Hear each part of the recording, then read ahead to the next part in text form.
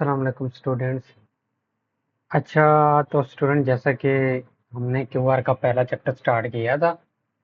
QR to नहीं, QR उल्टा कह दिया। क्यूआर टू का जैसे हमने पहला चैप्टर स्टार्ट किया था ना, उसका थोड़ा सा पढ़ा भी था। मेरे ख्याल से कंपोनेंट पढ़े थे लॉजिक के। क्या पढ़े थे? लॉजिक के कंपोनेंट। अब हम आगे इसको कंटिन्यू करते हैं और इंशाल्लाह हम ट्राई करेंगे आज थोड़ा सा ज़्यादा पढ़ें, ठीक है? और ज़्यादा भी पढ़ें और एक तो दूसरा अच्छे तरीके से, ठीक है? तो चलें अपना लेक्चर आज का स्टार्ट करते हैं। आज जो चीज़ हम पढ़ने लगे हैं ना, उसमें है कि हमारे पास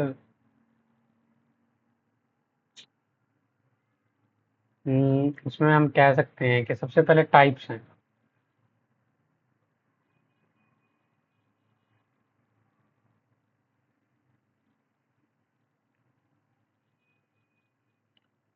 ठीक है, थोड़ा सही काम नहीं कर रहा, मैं इसको ठीक कर लूँ।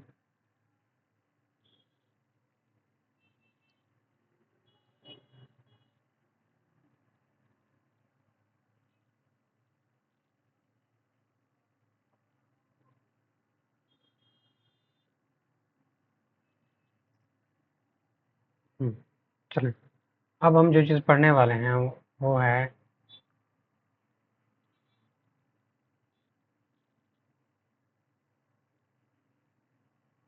Types of logic.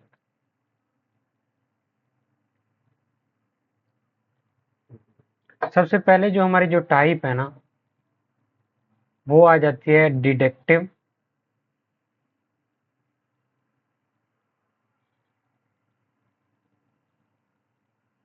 लॉजिक,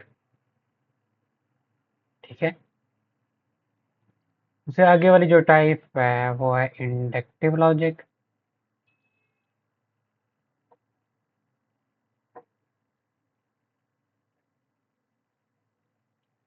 अच्छा, उससे आगे जो है एबडक्टिव।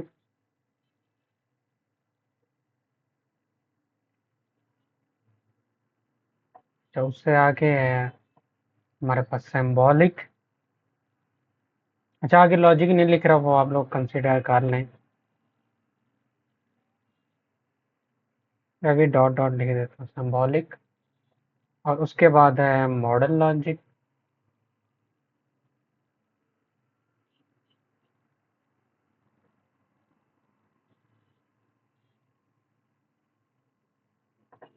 उसके बाद हम जो चीज़ पढ़ेंगे वो है फिजियोलॉजिक।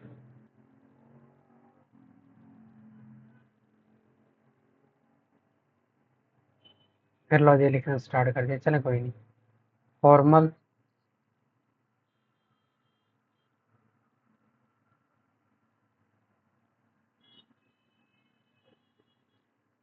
और आगे होगा इनफॉर्मल। Formal, informal. चलें, ये तो हमारे पास आ गई लॉजिक्स की कुछ टाइप्स हैं। हम्म, अब बारी बारी डिस्कस भी करनी है ये, हम कर लेते हैं डिस्कस, इसमें इतनी बड़ी बात है नहीं। तो हम सबसे पहले जो डिस्कस करेंगे ना, वो डिस्कस करेंगे डिडक्टिव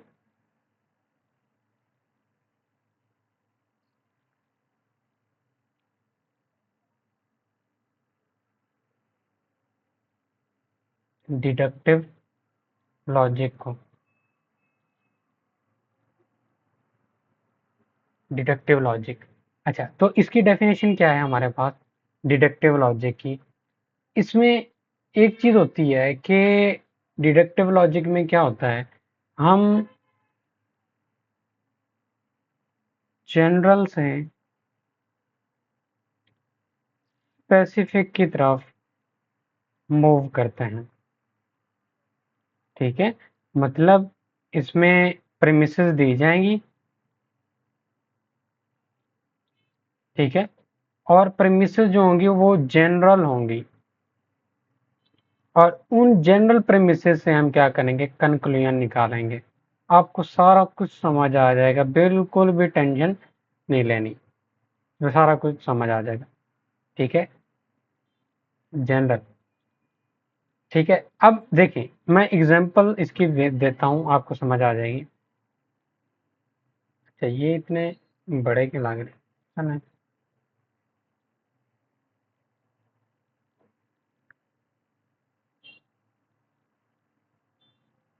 अच्छा इसकी एग्जांपल ये है, जैसे कि हमने एग्जांपल अच्छी खासी पढ़ी थी, ऑल ह्यूमंस आर मॉर्टल। अच्छा, तो ये जनरल बात आ गई ना, ये जनरल बात आ गई। क्या आ गई? जनरल बात आ गई। हमें पता है कि जितने भी ह्यूमंस हैं वो क्या हैं, ये अगर देखें, all humans are mortal, humans general term में आ गए, समझ आ गई। अच्छा, आगे अगर हम देखें तो all humans are mortal, Ali is human, Ali is human. यहाँ पे देखें ऑल ह्यूमंस, ये जनरल टर्म यूज हो रही है, जितने भी ह्यूमंस हैं, सारे ह्यूमन, ये जनरल टर्म हो गई। और अली ये स्पेसिफिक है, एक खास बंदे का नाम है। अच्छा सर, थोड़ी सी तो समझ आ रही है, जनरल और स्पेसिफिक का तो पता चल रहा है कि ऑल ह्यूमन जनरल है और स्पेसिफिक क्या, अली जो है वो स्पेसिफिक है, एक खास चीज है। और ये प्रीमिसेस तो हैं, हम पढ़ के आ गए, और इनसे क्या होगा, रिजल्ट जनरेट होगा, और रिजल्ट क्या है, अली इज मॉर्टल।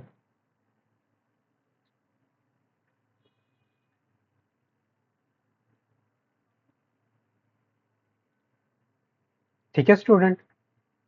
अच्छा चलें आगे चलते हैं अपने टॉपिक की तरफ, जो मतलब जनरल से स्पेसिफिक की तरफ गए। समझ आ गई सर, कंक्लूजन भी आ गया, प्रीमिसेस भी आ गई, बाकी बचा है क्या, डेफिनेशन खुद से बना लें, बन जाएगी ना। अ टाइप ऑफ लॉजिक, क्या, in which we derive, derive, क्या निकालते हैं, conclusion from premises, moving from general to specific terms कह लें आगे, general terms to specific terms. अगर ये ज्यादा मुश्किल लग रही है, इससे इजी जो मैंने नोट्स में लिखी है वो भी है, a type of logic in which conclusion necessarily follows from the given premises। मतलब जो आपको premises given है, दो जहाँ पे given है, उससे ही conclusion निकल रहा है, सिंपल सा, सिंपल सी डेफिनेशन। डिड्यूस का मतलब आपने पढ़ा होगा, अखज करना, निकालना, डिड्यूस, उसी को याद रखना। डिड्यूस का क्या मतलब, premises में से क्या करना, रिजल्ट जनरेट करना, कंक्लूजन निकालना। ठीक है, आगे चलते हैं।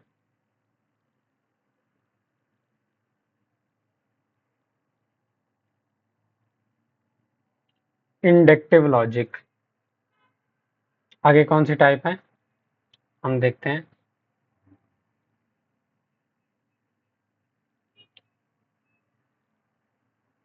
इंडक्टिव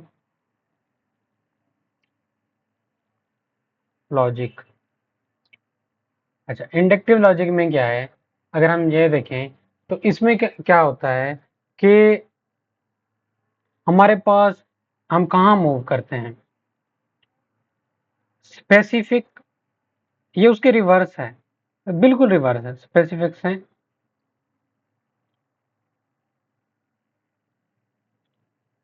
जनरल की तरह। सर समझ आ रही है, मतलब कंक्लूजन जो होंगे, कंक्लूजन वो जनरल होगा, और सारी चीजों के लिए होगा। ठीक है, और जो प्रीमिसेस होंगी वो स्पेसिफिक होंगी। अच्छा सर, समझ आ रही है थोड़ी थोड़ी।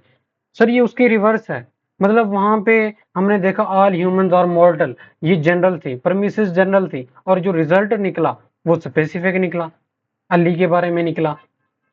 लेकिन सर इसमें उलट है, इसमें क्या उलट है कि हमें जो प्रीमिसेस दी जाएंगी वो स्पेसिफिक दी जाएंगी और कंक्लूजन जनरल निकलेगा। हम्म सर लॉजिक तो अच्छी है, समझ आ रही है, समझ आएगी। अभी हम जब एग्जाम्पल की बात करेंगे तो मजीद चीजें क्लियर हो जाएंगी। अब हम एग्जाम्पल देखते हैं इसकी।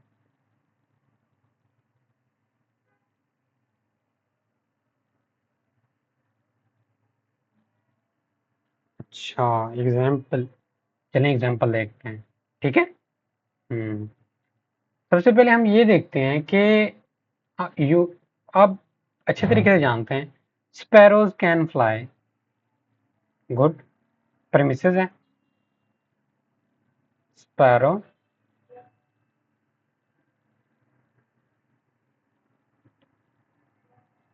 Can fly.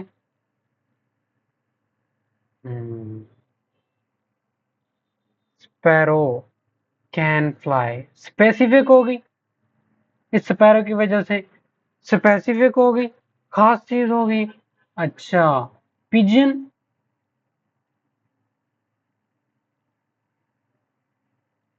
Pigeon can fly.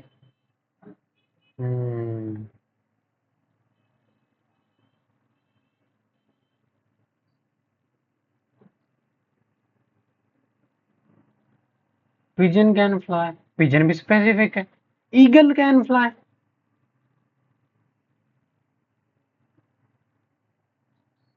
जब हमें इतने सारे प्रूफ मिल गए, प्रीमिसेस मिल गई, तो हम एंड पे क्या कंक्लूजन निकाल सकते हैं? ऑल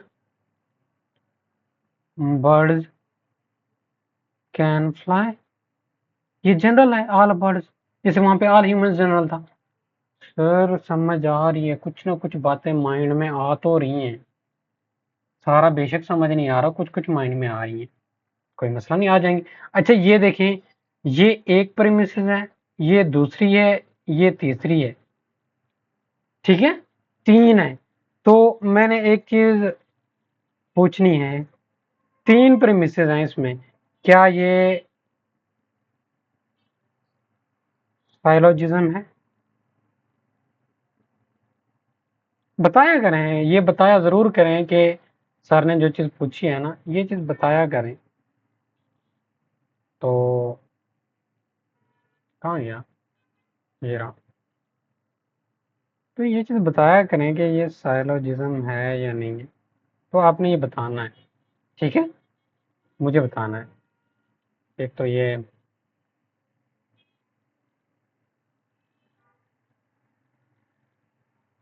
चलो जैसा कि इसको बनाते ही नहीं है, ऐसे ही सही है, ठीक है, लेकिन ये आप लोगों ने मुझे बताना है जरूर, ठीक है।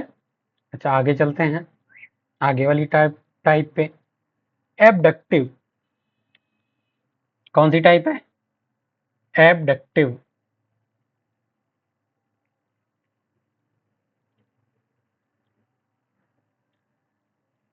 एबडक्टिव।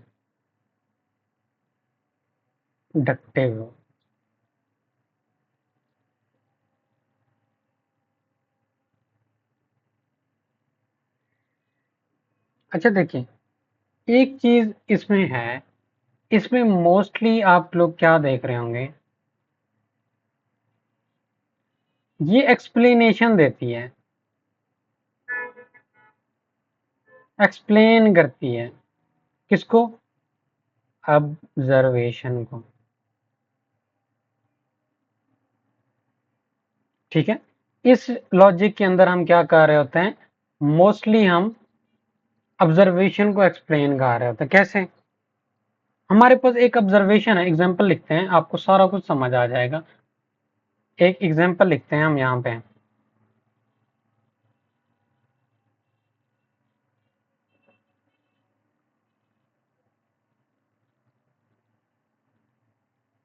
एग्जांपल मेरे पास ये है कि the ground is wet. Observation है, हमने ऑब्जर्व किया है ग्राउंड वेट है।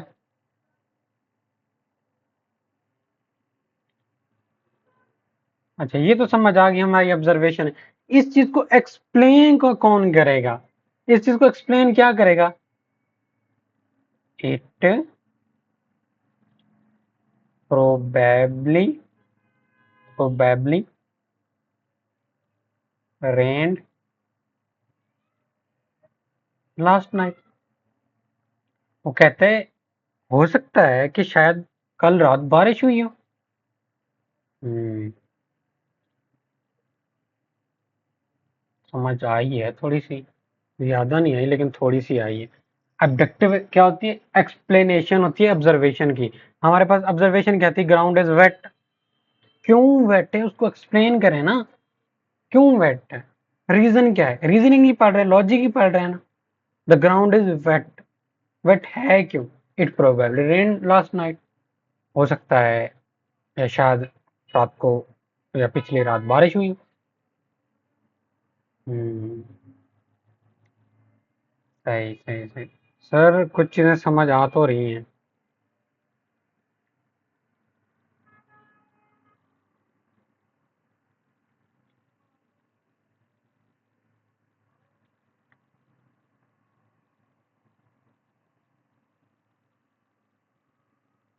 अच्छा।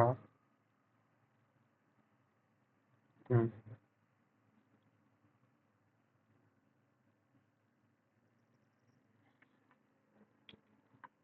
चलें आगे चलते हैं फिर, अगर यहाँ से समझ आ गया। ऑब्जेक्टिव यही है कि आपने ना क्या करना है, जो ऑब्जर्वेशन होगी उसकी एक्सप्लेनेशन देनी है, ठीक है। एक्सप्लेन करेगा उस ऑब्जर्वेशन को, या उसके बारे में लॉजिक देगा, उसके बारे में सजेशंस देगा कि वो चीज़ आखिर हुई तो हुई क्यों। आगे वाली टाइप हम देखते हैं क्या है। आगे हमारे पास टाइप का नाम है सिंबॉलिक।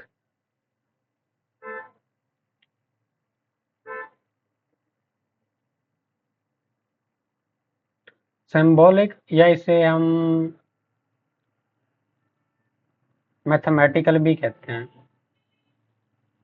दो नाम है इसके।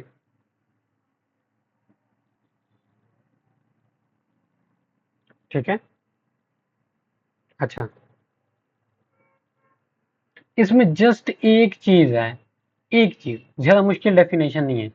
हम इसके अंदर ना क्या करते हैं, चीजों को एनालाइज करने के लिए, रीजनिंग को एनालाइज करने के लिए, रीजनिंग को एनालाइज करने के लिए, लॉजिक को एनालाइज करने के लिए, शायद एनालाइज के पहले गलत हो लेकिन देख लेना, ठीक है। रीजनिंग को, लॉजिक को एनालाइज करने के लिए हम सिंबल्स यूज करते हैं।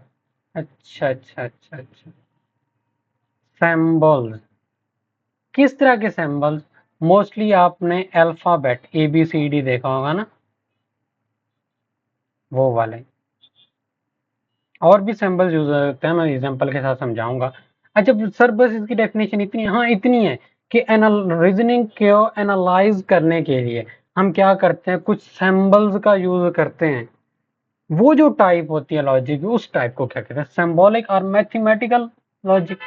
सिंबल से ही पता चल रहा है कि इसकी डेफिनेशन क्या होगी, मैथमेटिकल से ही पता चल रहा है कि इसमें मैथ के कुछ सिंबल्स आएंगे। ठीक है। अच्छा सर, चीजें समझ तो आ रही हैं, ये बात तो। चलें आगे चलते हैं, फिर समझ आ रही है। अच्छा, एग्जाम्पल तो दें सर, इसकी एग्जाम्पल ही दिए, आगे चलने की बात करें। सॉरी स्टूडेंट, मैं एग्जाम्पल देता हूँ, माइंड क्यों कर। अच्छा, एग्जाम्पल ये रही।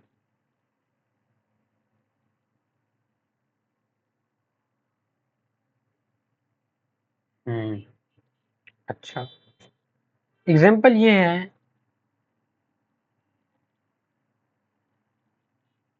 It is raining, raining, okay, the ground is wait.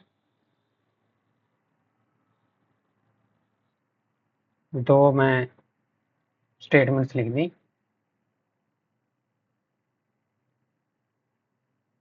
It is raining, the ground is wet. ठीक है। अब इनको मिलाने के लिए मैं एक और चीज लिख रहा हूं, या ऐसा समझ रहे, मैं कंक्लूजन लिख रहा हूं। If it is raining, then the ground the ground is wet। अगर बारिश हो रही है, साफ जाहिर है वो ग्राउंड जो है वो वेट होगा ही होगा। ऐसा तो नहीं है कि बारिश भी हो रही है और ग्राउंड भी वेट नहीं है। लॉजिक है ना। अच्छा सर, लेकिन इसमें सैंपल तो यूज, इतनी बड़ी बड़ी स्टेटमेंट्स लॉजिक के अंदर यूज नहीं की जाती। ठीक है, इसके लिए सैंपल यूज किए जाते हैं। हम कहते हैं कि इट इज रेनिंग, इसको कह दिया पी, ये पी के इक्वल है।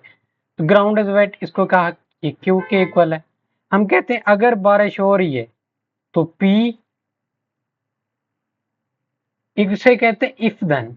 ये जो साइन लगा, एरो का साइन लगा है, अगर बारिश हो रही है, ये क्यों क्या है, द ग्राउंड इज वेट। ये इतनी स्टेटमेंट ये सारा कुछ बयान कर रही है। ये इसमें सैंपल्स हैं, ये अल्फाबेट सैंपल्स हैं, और ये एरो है, ये स्पेशल करेक्टर कह सकते हैं इसको। लेकिन ये भी तो है, तो सैंपल ही ना। इस सारी लॉजिक के अंदर क्या यूज हुए हैं, सैंपल्स यूज हुए हैं।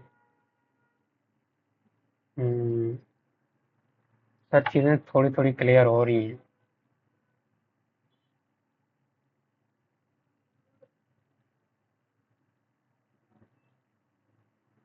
थोड़ी थोड़ी हो रही हैं क्लियर।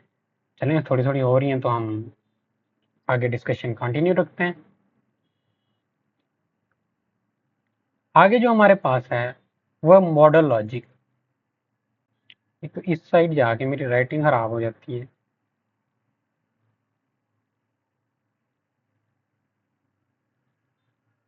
मॉडल लॉजिक, सबसे पहले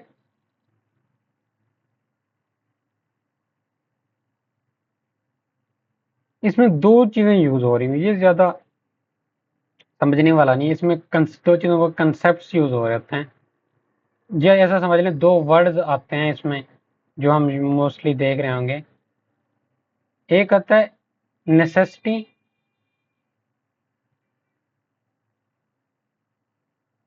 एक होता है पॉसिबिलिटी।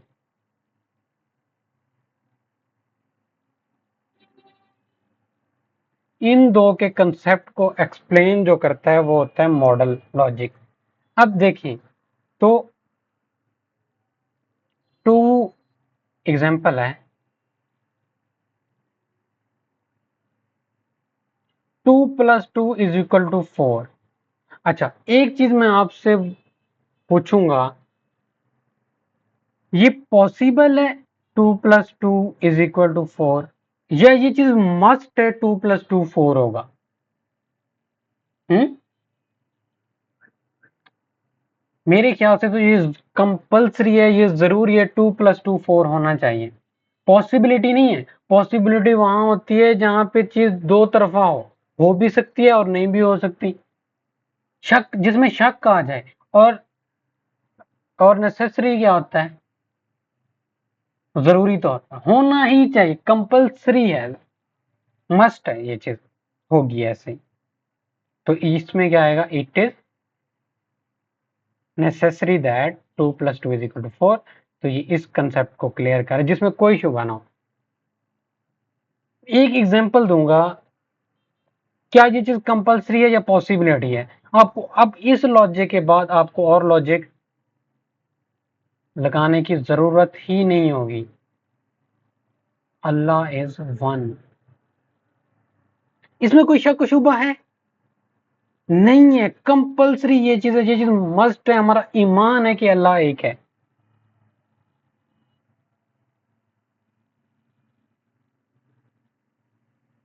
ठीक है, वैसे ये मैं इसको रेज कर रहा हूँ आपको कंसेप्ट देने के लिए था। ये मैं रेज कर रहा हूँ यहाँ से, क्योंकि ये नोट्स इधर उधर हो जाते हैं और पता नहीं कहाँ कहाँ होते हैं, तो सही नहीं लगता ना। ठीक है, लेकिन ये चीज अब तो पता चल गया, जो चीज 100% ट्रू हो, नेसेसरी का कंसेप्ट वहां आता है। और जिसमें थोड़ा सा शक को शोभा हो मैं आपको अब एग्जांपल देता हूँ। अगर ये किसी स्टूडेंट का नाम हो तो मैं मुझसे सॉरी बोलूंगा, लेकिन मेरे माइंड में भी नाम यही आ रहा है, Sadia will be late tomorrow. Sadia sorry, अगर आप में से किसी का नाम सादिया हो तो। मेरे माइंड में नाम यही आ रहा है। अच्छा, Sadia will be late tomorrow. Sadia कल क्या होगी, लेट हो जाएगी। लेकिन ये जरूरी तो नहीं वो लेट हो भी सकती है, लेट नहीं भी हो सकती, ये पॉसिबिलिटी है। अच्छा सर, थोड़ी थोड़ी चीजें समझ आ रही हैं अब। सादिया से, सादिया के नाम से थोड़ी थोड़ी चीजें क्लियर हो रही है। हम्म, अच्छा सही है सर, समझ आ गई मॉडल की, कि जहाँ पे 100% यकीन है कि ये चीज होगी होगी, ठीक है, वहां पे क्या होता है, नेसेसरी आता है, नेसेसिटी आता है। जहाँ पे पॉसिबिलिटी हो कि वो चीज हो भी सकती है और नहीं भी, वहां पे पॉसिबल आता है, ये पॉसिबल है या नहीं। हम्म, सर समझ आ रही है। अच्छा आगे चलते हैं। आगे हमारे पास है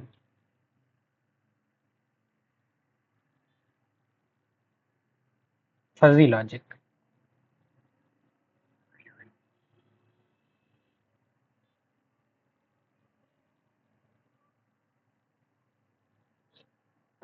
फजी लॉजिक, और इसका हम देखते हैं फजी लॉजिक क्या है। देखिए, इसमें ये होता है कि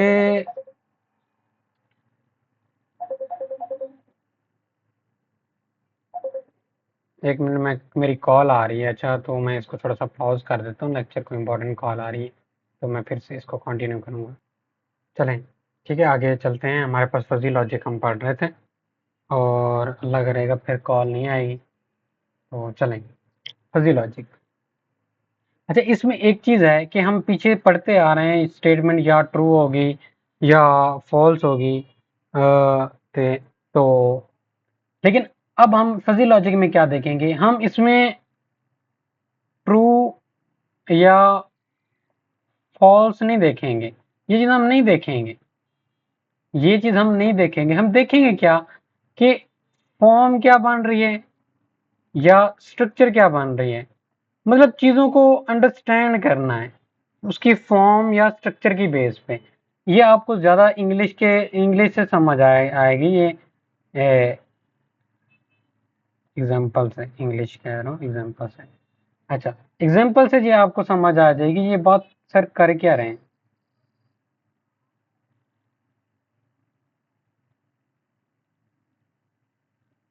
सॉरी, मैं कंफ्यूज कर गया यहाँ पे, एक मिनट एक मिनट। ये तो मैं आपको वो पढ़ा रहा हूँ, formal logic, sorry sorry sorry sorry sorry, यहाँ पे मिस्टेक होगी मुझसे, मुझे क्लियर करने दें। हाँ, फजी लॉजिक। फजी लॉजिक ये होती है, सॉरी मैं थोड़ा सा मिक्स कर गया, कभी कभी कॉल जो आती है वो इतना वो कर देती है, डिस्ट्रैक्ट कर देती है, कितने मज़े से पढ़ा रहा था। अच्छा, फजी लॉजिक क्या है, फजी लॉजिक वो होती है कि हमें क्या होता है कि हमें ये पता नहीं होता वो चीज़ पूरी तरह से ट्रू है या वो पूरी तरह से फॉल्स है, ठीक है, हमें ये पता ना हो, मतलब ऐसा सही हो सकता है कि 50% ट्रू हो और 50% वो चीज़ फॉल्स हो, मतलब दोनों केसेस में लाई ना करिए, ना 100% ट्रू है ना 100% फॉल्स है वो चीज़।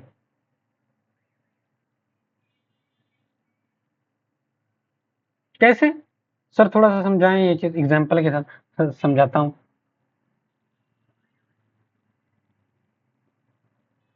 एग्जांपल ये है कि आपके पास एक जग है,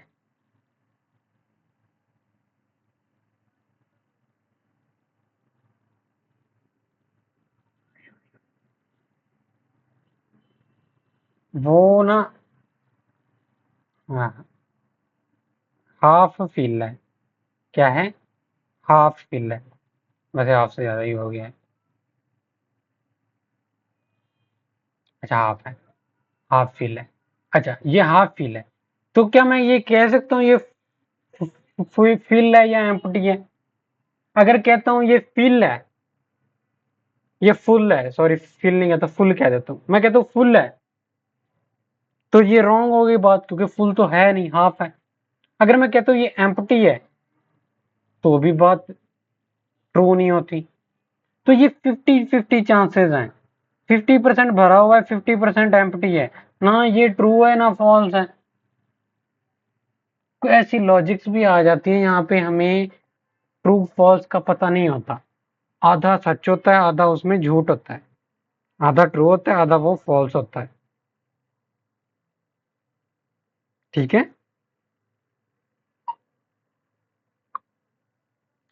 यहाँ तक तो समझ आ गई। अब हम चलते हैं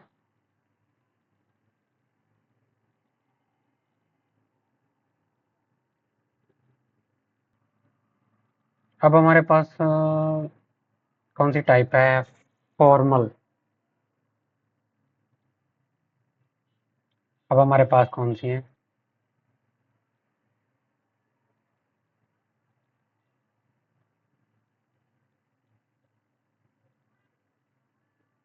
फॉर्मल लॉजिक। अच्छा, ये जो हम पहले जो पढ़ा रहा था वो ये वाली है, फॉर्मल लॉजिक। अच्छा, इसमें हम क्या करते हैं, इसमें हम ट्रू या फॉल्स को नहीं देख रहे होते हैं। ये चीजें हम नहीं देख रहे होते। हम देख क्या रहे होते हैं, स्ट्रक्चर या फॉर्म कि उसकी स्ट्रक्चर या फॉर्म से क्या लॉजिक बन रही है। इन दो चीजों को मिला के, या इनमें से एक चीज भी हो, उससे क्या लॉजिक बन रही है हमारे पास। ठीक है, ये चीज जो है ना, आपने देखनी है अब। ठीक है, फॉर्मल और इनफॉर्मल में। चलें, फॉर्मल की बात करते हैं अब पहले, फिर इनफॉर्मल की बाद में बात करेंगे। अच्छा, अब इसमें क्या आता है, ये सर समझ नहीं आई बात, ट्रू फॉल्स से बिलोंगिंग।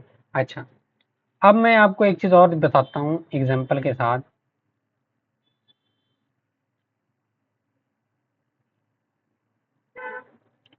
एग्जाम्पल के में ये है कि if all As R Bs, जितने भी एज हैं वो बीज हैं। ऑल बीज आर सीज, और जितने बीज हैं वो सीज हैं। Then all As are Cs. Sir समझ आ रही, जितने भी ए हैं वो बी हैं, ये तो समझ आ गई। ठीक है, फिर जितने भी बी हैं वो सी हैं। अल्टीमेटली क्या होगा, ए और बी भी इक्वल हो जाएंगे, एक जैसे हो जाएंगे।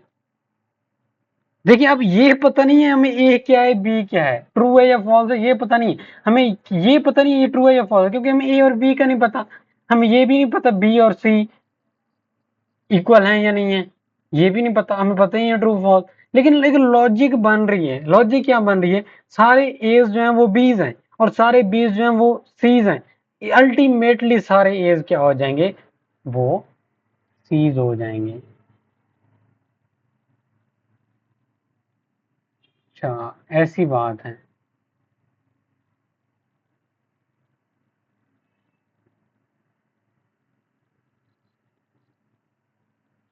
जैसे वो आपने लॉजिकल रीजनिंग में पढ़ा होगा, all cats are dogs. All cats are dogs, ये ट्रू फॉल्स हो ही नहीं सकता। कैट्स डॉग्स कब से होगी, अगर आप में से किसी ने एमडी कैट दिया होगा ना, तो उसमें था ऑल कैट्स आर डॉग्स या all dogs are cats, some cats are dogs. True और फॉल्स का वहां पे जिक्र ही नहीं था। ये वही चीजें हैं, फॉर्मल लॉजिक वही है, जिसमें ट्रू फॉल्स नहीं देखा जाता। ये देखा जाता है कि स्ट्रक्चर और फॉर्म की बेस पे। ये देखिए, इनकी हमने स्ट्रक्चर देखी है, स्ट्रक्चर क्या बन रही है, उसकी बेस पे हमने क्या बनाया, लॉजिक बनाई। हम्म सर क्लियर है यहाँ पर तो। सर चीजें क्लियर हो रही हैं कुछ ना कुछ। ना कुछ क्लियर हो रही है, गुड, ग्रेट, अगर हो रही है तो। और इसी तरह से अब हमारी आखिरी टाइप है, जो कि मैं नेक्स्ट पेज से लिखूंगा वरना पेज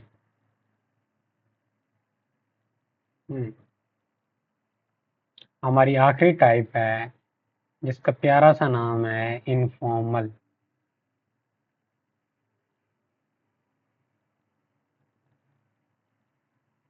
इनफॉर्मल लॉजिक।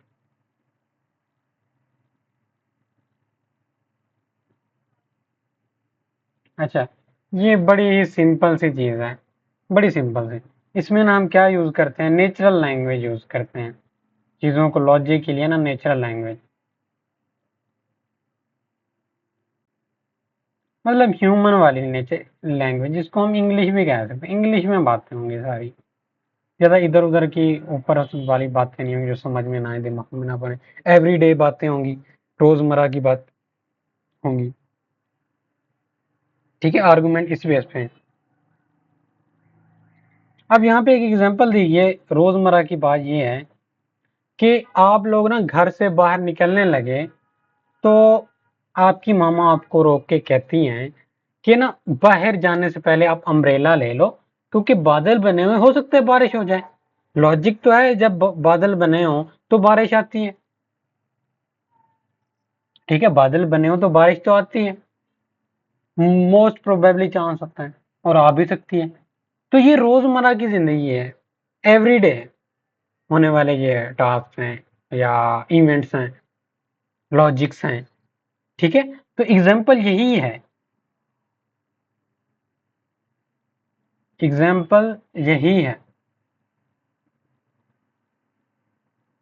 क्या है example? You should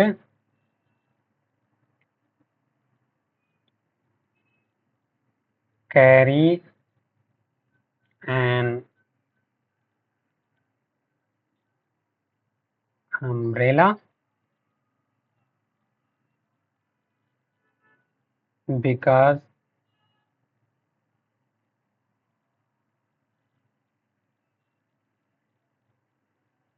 the weather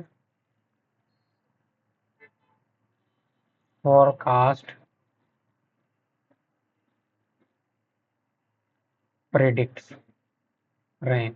मैं ये थोड़ा ज्यादा मुश्किल हो गया है, मैं इजी वाला बता दिया था। अच्छा, वो कहता है you should carry an umbrella because the weather forecast predicts rain. वो ये कह रहा है कि आपको ना अम्ब्रेला लेके जाना चाहिए, क्योंकि जो फोरकास्ट करने वेदर फोरकास्ट वाले होते हैं ना, उन्होंने प्रिडिक्ट किया है, उन्होंने भविष्यवाणी की है, हिंदी का वर्ड है। उन्होंने बताया है, उन्होंने पेशीन गोई की है कि बारिश होगी, तो आपको अम्ब्रेला लेके जाना है। ये तो ये पता चल रहा है कि ये इंग्लिश लैंग्वेज में है, सीधा साधा, कोई लॉजिक इधर उधर की यो कोई मैथ का कंसेप्ट कोई कुछ नहीं है। इसको कहते हैं नेचुरल लैंग्वेज। ठीक है, जो ह्यूमंस की लैंग्वेज है। दूसरा, ये एवरीडे होने वाली चीजें हैं, ये भी है। ठीक है, ये सिंपल सा था। अच्छा, आगे एक डेफिनेशन और है, टाइप्स यहाँ तक थी, इसकी टाइप्स खत्म हो गई हैं। ये टाइप से हटके है, ये फिर इसको मिक्स नहीं करना कि ये टाइप में आता है, ये टाइप में नहीं आता। आगे हमारे पास है लॉजिकल। ये आप देखें ना, अगर इसके चैप्टर के टाइटल में, तो उसमें लॉजिकल वर्ड लिखा हुआ है। तो हो सकता है कि पेपर सेटर उसकी भी डेफिनेशन पूछ ले। डेफिनेशन जब पूछता है तो वो ABCD वाले पॉइंट्स बनाते हैं वो 3-4 क्वेश्चन के अंदर। तो क्या हो सकता है लॉजिकल की डेफिनेशन आ जाए, इसीलिए हम लॉजिकल की डेफिनेशन पढ़ रहे हैं।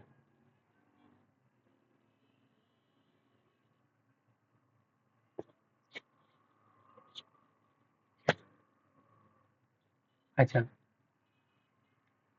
अब ये देखते हैं कि ऐसी चीज, हर वो चीज,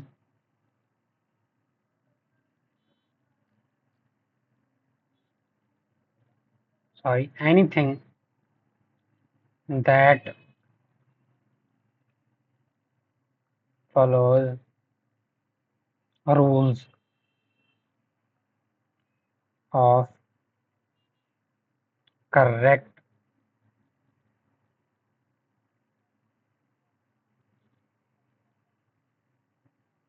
रीजनिंग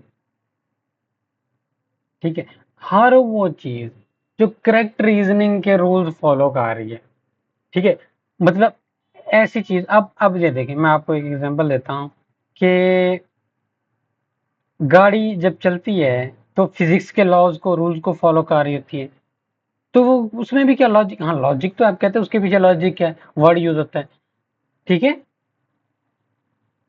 अब देखें, एग्जांपल है कि लॉजिकल क्या है।